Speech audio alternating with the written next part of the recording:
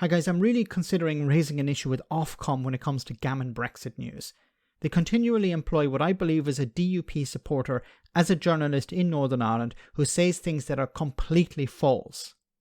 He speaks to people in a London studio who have zero understanding of Brexit, zero understanding of the Northern Ireland Protocol, and zero understanding of Ireland, and therefore do not challenge him on the absolute tripe he talks when he's speaking on any issue related to Northern Ireland. It is frankly an embarrassing level of journalism, and I'm completely convinced this guy called Doug is either a DUP supporter or a TUV supporter or activist, as he just rolls off their talking points. But if they won't call him out, I will, because it's frankly dangerous.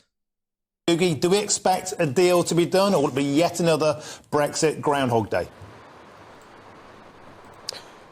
You would put your money on being a Brexit Groundhog Day. It is very hard to see how he can square this circle of problems that Brexit has brought about with the protocol. The protocol was made in a hurry, it was rushed through the House of Commons, it was put into place, and it really left Northern Ireland trapped inside the EU.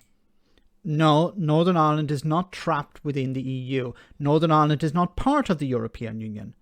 This is completely false. Why do the unionists keep saying this? They know it's false, but they keep saying it. Response are answerable to the European Courts of Justice, and it was sold as a deal that would give Northern Ireland the best of both worlds, where we actually know now that it was there to protect the integrity of the single market and those that are involved in it, i.e. the Republic of Ireland. It was never going to give Northern Ireland an edge on that. Northern Ireland, I said this before, Northern Ireland can sell goods into the UK internal market. It can sell goods freely into Great Britain. Northern Ireland can sell goods into the European single market freely. And because of that, businesses are setting up in Northern Ireland to take advantage of that situation. In the Republic of Ireland, they don't have that advantage. Great Britain doesn't have that advantage. Northern Ireland is uniquely positioned to take advantage of access to the internal market in Great Britain and the European single market. Why are you lying? And of course, in doing so, it hit on constitutional problems inside Northern Ireland. It broke Article 6, the Acts of the Union. Why are you still lying? Northern Ireland's position constitutionally has not changed. Now, don't quote me on that. Quote Jacob Rees-Mogg, standing up in the House of Commons last year saying Northern Ireland's position constitutionally has not changed. And the UK Supreme Court last week ruled that Article 6 of the Article 6 of the Act of Union is not a block to the Northern Ireland Protocol. Rules that are written after overwrite rules that come before. That's how laws work. I'm not a lawyer, I'm not a legal expert, but that's generally how things work. Maybe somebody in the comments can correct me on that if I'm wrong. But, laws made in the past get rewritten. And the Supreme Court threw it out last week. Unionist politicians took it to the Supreme Court saying the Act of Union has been breached here, and the Supreme Court said, no, that's not how it works. For instance, which made sure that there was free trade between Northern Ireland and Great Britain, its biggest market, 70% of it. And of course, unionists here then were absolutely appalled that they were being brought out of the union without any consent. My blood pressure. Unionists, the ones that I believe he's supporting, the DUP and the TUV, voted for Brexit. They wanted out of the European Union. And now he's saying that Northern Ireland has been taken out of the United Kingdom, which is completely bloody false, taken out of the United Kingdom without its consent. Now, this is very interesting because when it came to Brexit, the people of Northern Ireland were not consulted. The UK government said, the UK as a whole voted for Brexit. Northern Ireland, Scotland can go to hell. The UK as a whole voted for Brexit. Members of Parliament from the DUP and unionist politicians in Northern Ireland, whenever you raise the issue of Brexit, the people of Northern Ireland didn't consent to Brexit, their response is, go F yourself. The UK as a whole voted for Brexit. And now you have these unionist journalists complaining about, well, we were taken out of the Union without our consent. We were put into the EU without our consent. Hypocrisy, epic levels of hypocrisy here. Of course, the Good Friday Agreement, that was the agreement that was sold as the final solution in Northern Ireland at the end of the Troubles, that it was above all other agreements. Then you have the protocol, and now you have the agreement of the protocol. No, what he's trying to do here is he's trying to say, oh, look, you're not allowed to introduce new laws to overwrite other ones. The Northern Ireland Protocol does not overwrite the Good Friday Agreement. The Northern Ireland Protocol exists to protect the Good Friday Agreement. Now, it's interesting because I'm pretty sure this guy is a DUP supporter. The DUP were against the Good Friday Agreement back in 1998. So why do you care about the Good Friday Agreement if you were against it originally? Now they eventually supported it because they realized, well, we can actually have some power here. You know, it was conveniently ignored, the fact that they were against it in 1998. But now they're pulling it out as we need to defend the Good Friday Agreement. And look at the Northern Ireland Protocol, overwriting it. No, it does not overwrite it. That's another lie. Call. So it's really to stop borders being put on Ireland. It's put a border in the Irish Sea. It means that goods coming in and out of Northern Ireland are under EU checks, laws and taxations, it has to be said. So therefore, Northern Ireland is part of the EU with... It's not. It's not part of the EU. Do the people in Northern Ireland use the euro? No. Do they have representatives in the European Parliament? No. Is their head of state a member of the European Union? No. Like, what else do I have to say to explain that Northern Ireland is not part of the EU? No political representation, no MEPs. So the only people in Northern Ireland that have political representation over their laws are those from Dublin that have MEPs in Brussels. This is the most stupid statement I've ever heard from a unionist. The only people in Northern Ireland who have representation are politicians in Dublin. What?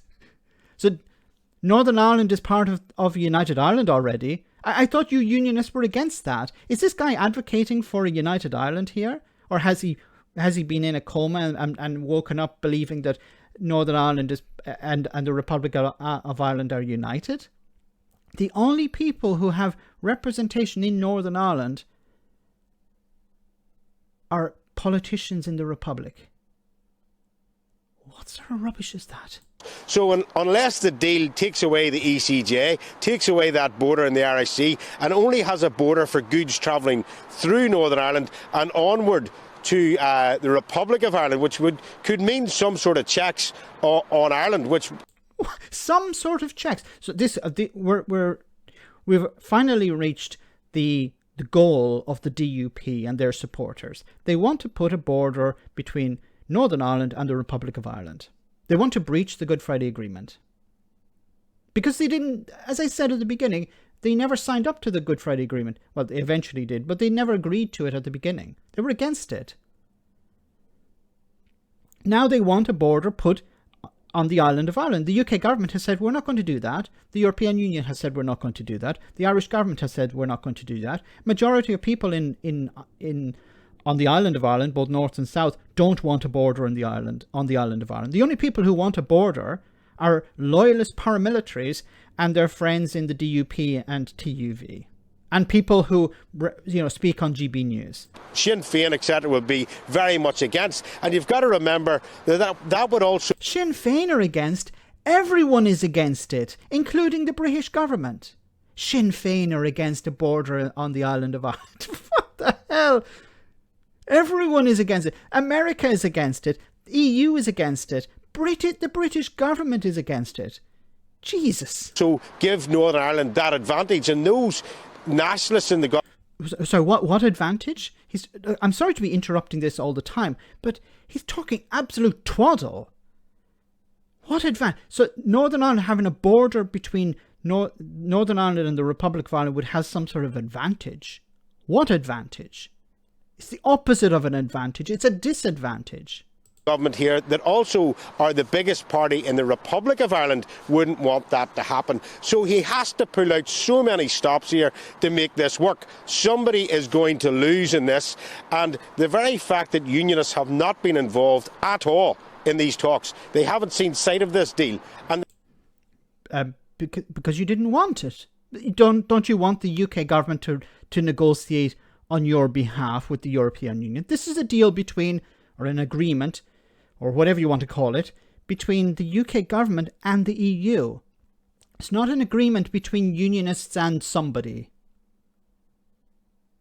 You gave up that when you voted for Brexit, when you campaigned for Brexit. You said, we don't want any more representation in the European Union. We don't want anything to do with the European Union anymore. And I've said before, the DUP's hatred of Ireland and the European Union is stronger than any love for the Union. They don't care about the Union. Their hatred for everything like European, Irish is stronger than that. And they're paying the consequences of that hatred.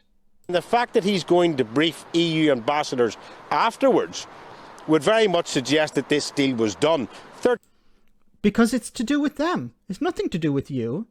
It's nothing to do with unionists. It's nothing to do with the SDLP or Sinn Féin. This is an agreement between the UK government, because that's what you wanted. You wanted the UK government to do this negotiation on your behalf. Now you're complaining that the UK government is in charge. Well, then maybe you should support Northern Ireland leaving the Union. Then you would be in control, no? 13th of January, Keir Starmer visited here, and he threw that line, if you need political cover, I will give it to you. That's back to the days of Heath, when as a Tory he had to bring in Labour to give him cover to bring us into the EU. So I don't believe the deal will be done here today, and if it is done, if there is a deal here, it all comes down to credibility. The unionists were sold, as they see it, a pop so many times. They were told that the deal would be done. If it wasn't, Article 16 would be imposed, and so forth and so on. And we've had 2 years of an absolute political mess here in Northern Ireland until the unionists walked away from government and said, we can't rule in this anymore. No, it's not a political mess.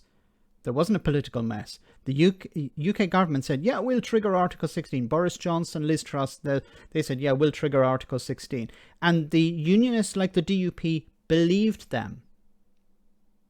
How many times, and I'm not blowing my own trumpet here, but how many times did I say since 2020 or 2021, I said,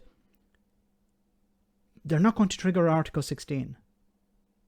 They're not going to do it.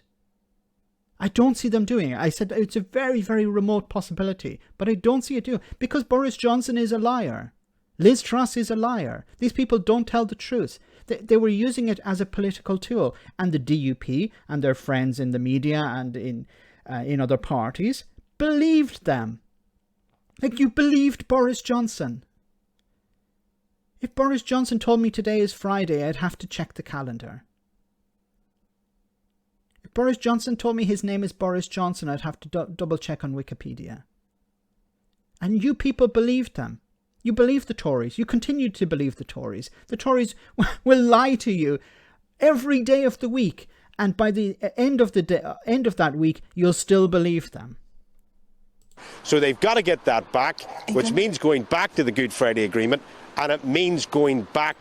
Going back? What the hell are you talking about? Going back to the Good Friday. So, oh yeah, this is what they want. Want to renegotiate the Good Friday Agreement because we didn't get our way over Brexit. We campaigned for a Brexit. We didn't like the consequence of that Brexit. Now we want to throw the Good Friday Agreement under the bus because I have to moderate my language. And you have journalists, if you want to call them that, on Gammon Brexit News, regurgitating these talking points. Pretty much everything he said here is completely false. Sorry this video went on so long, but this needs to be corrected because this type of language is dangerous. Talking about the EU tearing Northern Ireland out of the United Kingdom. What sort of people listen to that and go, that's really bad. I'm a loyalist in Northern Ireland. Maybe I should do something about that.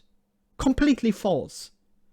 How the Irish government has representation in Northern Ireland. It doesn't have any representation in Northern Ireland. Completely false. And of course, a loyalist paramilitary listening to this would be going, maybe I should do something about that. How the Act of Union has been breached when in reality it hasn't. Maybe I should do something about that as a loyalist paramilitary. These are the people, low information voters listening to this may react. And of course, there's no pushback because he's their representative in Northern Ireland, and also because these people on the panel here have zero understanding of Brexit, zero understanding of Northern Ireland and the protocol, and zero understanding of pretty much anything. Let me know in the comment section, guys, what you think about all of this. As always, your comments are greatly appreciated. Thanks a lot.